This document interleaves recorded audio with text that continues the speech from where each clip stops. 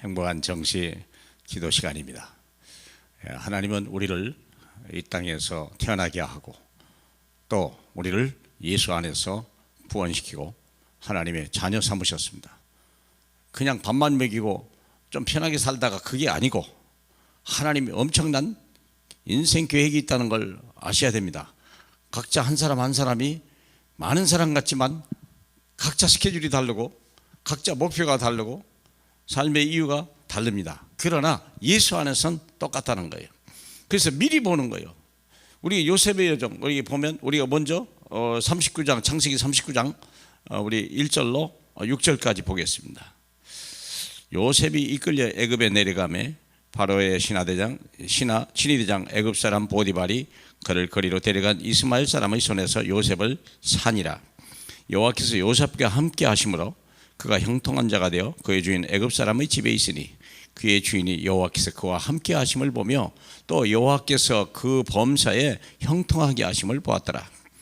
요셉이 그의 주인에게 은혜를 입어 섬김에 그 요셉을 가정 총무로 삼고 자기의 소유를 다 그의 손에 부탁하니 그가 요셉에게 자기의 집과 그의 모든 소유물을 주관하게 한 때부터 여호와께서 요셉을 위하여 그 애굽 사람의 집에 복을 내리심으로 여호와의 복이 그의 집과 밭에 있는 모든 소유에 미쳤더라 그랬습니다. 자, 우리가 생각할 때, 자 보세요. 내 인생을 새롭게 편집하라. 내가 바라봤던 거, 우리 부모가 나에 대한 기대, 그게 아니고 하나님이 나를 어떻게 인생을 편집할 것이냐. 요셉은 내 인생 편집을 미리 본 거죠. 꿈을 통해서 미리 본 거 아닙니까? 우리 좀 잠깐 먼저 보시면 어떨까 싶어요. 자, 노예에서 시작했다니까요. 이게 귀한 집 아들 아닙니까? 따로 채색한 옷을 입히고 다른 형제들보다 더 귀히 여겼는데 하나님의 계획은 달라요. 야곱의 계획과 하나님의 계획은 다르다는 거예요.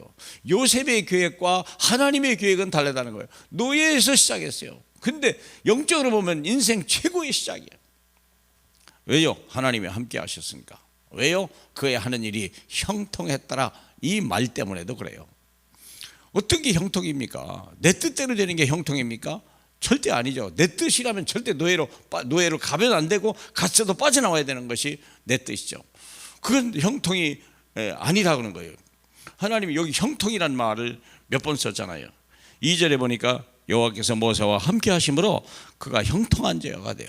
우리 인생의 편집의 주인이 누굽니까? 주님이십니다. 그럼 그분이 함께 하신 것이 하나님의 새로운 인생 편집이에요.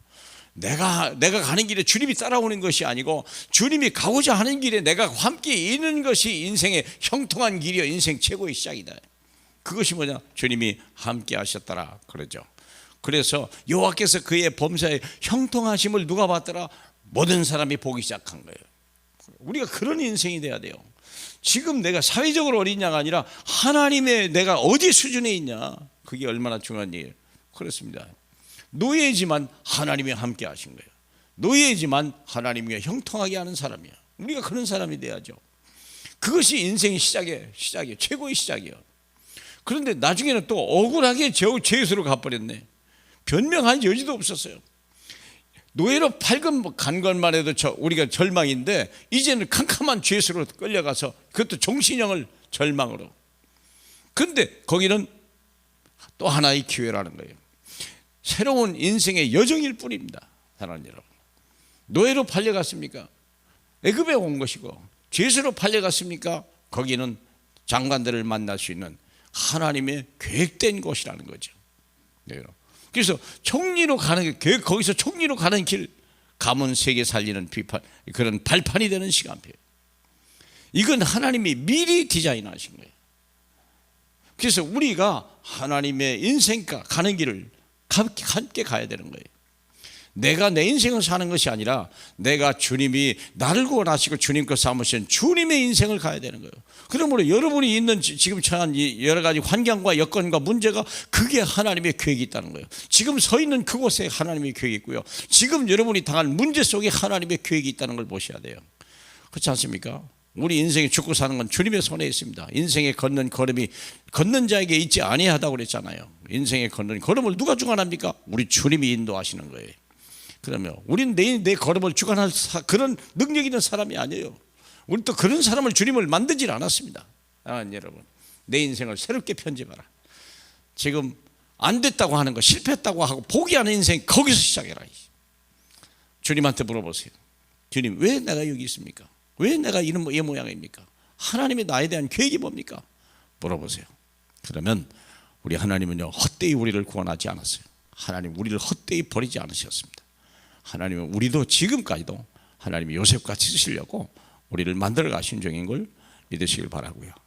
여러분 스스로를 주님 안에서 발견하시길 주님의 이름으로 축복합니다. 하나님 얼마나 낙심이 되고 때로는 얼마나 절망이 되고 때로는 외로울 때도 있으나 하나님 내 뜻대로 되지 않았던 내 인생이 이제 하나님의 뜻대로 되는 멋있는 요셉 같은 인생으로 바꿔지는 새로운 편집하는 시간이 되게 성령으로 역사해 주시옵소서. 예수님 이름으로 기도합나이다. 아멘.